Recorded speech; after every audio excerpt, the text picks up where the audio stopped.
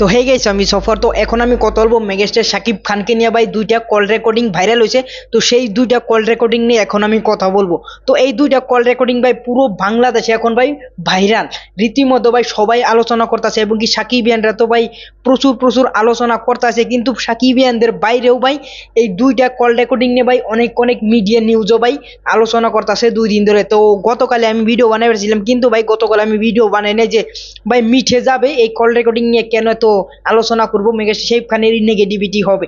তো তারপরে ভাই আজকে সারা দিন গেছে ভাই, আজকে সারা দিনে ভাই আরো কল রেকর্ডিং ভাই চলে এসে গেছে, এবং কি ইউটিউবে, ফেসবুকে, ইনস্টাগ্রামে ভাই যে কোনো জায়গায় যাই এই কল রেকর্ডিং ভাই আমার সামনে চলে আসে।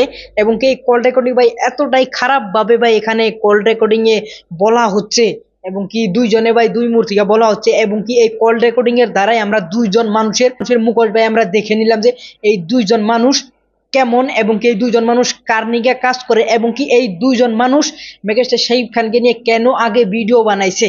তো ওভারঅল তাদেরকে নিয়েও আমি এখন কথা বলবো। তাদেরকে আমি খারাপ ভাষায় কথা বলবো না, কারণ আমি তাদের মতো হইতে চাই না, এবং কি তারা যেত নিচে নামছে ভাই এত নিচে আমরা জীবনেও নামতে পারবো না। আমি তোমাদেরকে অনেকদিন আগে একটা ভিডিওতে বলেছিলাম যে মেগাস্টার শাকিব খানকে নিয়ে, না কিছুদিন আগেই বলেছিলাম যে মেগাস্টার শাকিব খানকে নিয়ে ভাই অনেক মানুষ এই ভিডিও বানায়, কিন্তু ভাই আমরা ভিডিও বানাই, আমরা ফ্যান হিসেবে ভিডিও বানাই, কিন্তু তারা ফ্যান না ভাই, তারা কি করে অনেক অনেক ভাই তারা ফ্যান ফলোয়ার সাকিবিয়ানদের নিয়ে ফেসবুকে বলো, ইউটিউবে সাবস্ক্রাইবার বাড়াবে, এবং কি ফেসবুকে ভাই ফলোয়ার্স বাড়াবে, 1 লক্ষ 2 লক্ষ বা 50,000 ফলোয়ার্স বানিয়ে তারা কি করবে এই সাইডে থেকে আস্তে করে কেটে যাবে, কেটে দিয়ে ভাই অন্য অন্য টপিক নিয়ে কথা বলবে, এবং কি মেগাস্টার শাকিব খানকে ভাই অনেক অনেক হেট করবে। তো এইটাই তাদের টার্গেট থাকে যে একটা ফ্যান ফলোয়ার আমি একটা বানিয়ে নেই, এবং কি আমার একটা ফেসবুক পেজ দাঁড় করে নেই, আমার একটা ইউটিউব চ্যানেল দাঁড় করে নেই, তারপরে আমি ওকে নিয়ে যা মনে তাই বলি। এই কয়দিন যে কয়দিন আমি দাঁড় না করাতে পারি এই কয়দিন আমি তাকে নিয়ে অনেক অনেক প্রশংসা করব। তো সেই রকম ভাবে ভাই এইগুলো মানুষ, এবং কি কিছু মুখোশধারী মানুষ ছিল, তাদের ভাই ফাইনালি এখন ভাই মুখোশ খুলে গেল।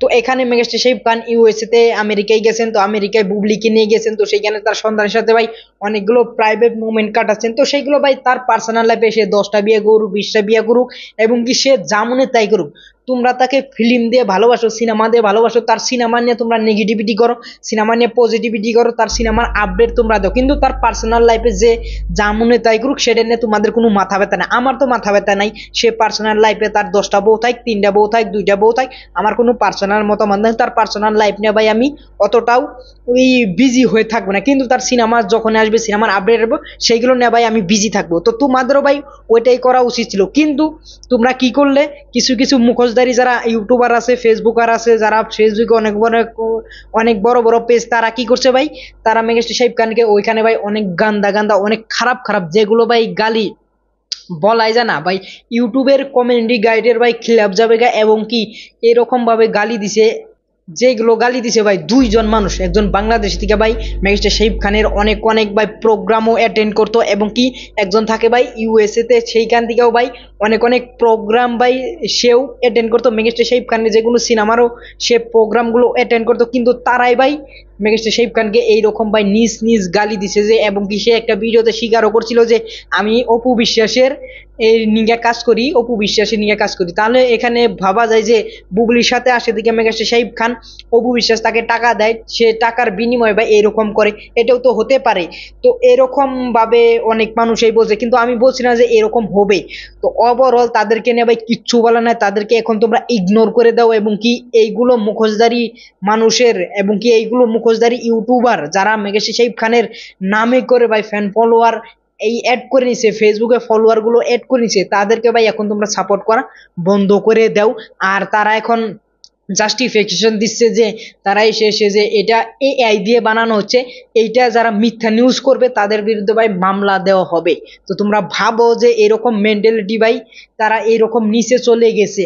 আর এখানে ভাই আরো বাংলাদেশ থেকে যে আছে ভাই তাকেও ভাই তোমরা এখন বয়কট করে দাও, তার সাথে ভাই মেলামেশা বন্ধ করে দাও ভাই। এটা ভাই এআই এর ভিডিও না, এআই দিয়ে ভিডিও বানাইলে ভাই অনেকটাই বোঝা যায়, আর এতটা খারাপ ভাষায় ভাই গালি দিবে না এআইও ভাই, আমার মনে হয় না। এটা ভাই ডাইরেক্ট দিয়েছে ভাই, এইরকম বলেও দেওয়া হয়েছে যে এটা জারক সন্তান শাকিব খানের, আর কিছু আমি বললাম না। তো ভাই এইরকম ভাবে গালিগুলোজ করা হয়েছে, তোমরা ভাবো যে কতটা নিচে নেমে গেছে ভাই এরা ফ্যান ফলোয়ারের জন্য, এরা ভাই শাকিব খান বুবলি একসাথে হয়েছে জন্য, তা এরা ভাই এতটাই নিচে নেমে গেছে।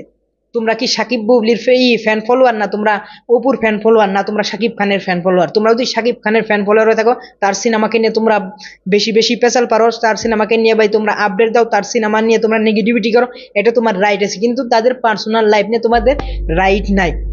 তোমাদেরকে একটা উদাহরণ দিয়ে আমি দেখাই যে ইন্ডিয়ার যে কোনো অ্যাক্টর আছে, তারা 10টা করে বিয়ে করলেও তো সেটা নিয়ে ফ্যান ফলোয়াররা ভাই অত মাতামাতি করে না, এবং কি তারা নেগেটিভিটি করে না। মিডিয়ারা নেগেটিভিটি করে, মিডিয়ারা ভাই সব দেশে নেগেটিভিটি করে, কিন্তু ভাই ফ্যান ফলোয়াররা কোনোদিন নেগেটিভিটি করে না।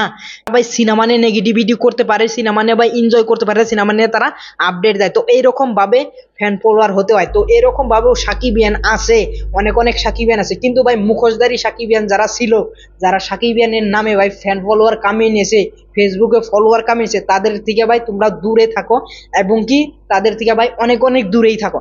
তো ওভারঅল এই ছিল এই কল রেকর্ডিং নিয়ে আমার মতামত, এবং কি এই কল রেকর্ডিং ভাই আমি অনেকটাই শুনছি, শোনার সাথে সাথে ভাই আমার মেজাজটা অনেকটাই খারাপ হয়ে গেছিল। আর তোমরা অবশ্যই বলে যাবে যে তোমাদের মাথা কেমন ছিল যখন আমরা এই কল রেকর্ডিং এ শুনছো, যারা খাস করে সাকিবেন, তারা অবশ্যই নিচে ভাই কমেন্ট করে বলে যাবে। আর যদি আমার এই ভিডিও বা আমার এই আপডেট, আমার এই কল রেকর্ডিং নিয়ে আমার এই কথা যদি তোমাদের কাছে ভালো লাগে, অবশ্যই একটা লাইক করবে। পরবর্তী ভিডিওতে দেখা হচ্ছে। Thanks for watching, by.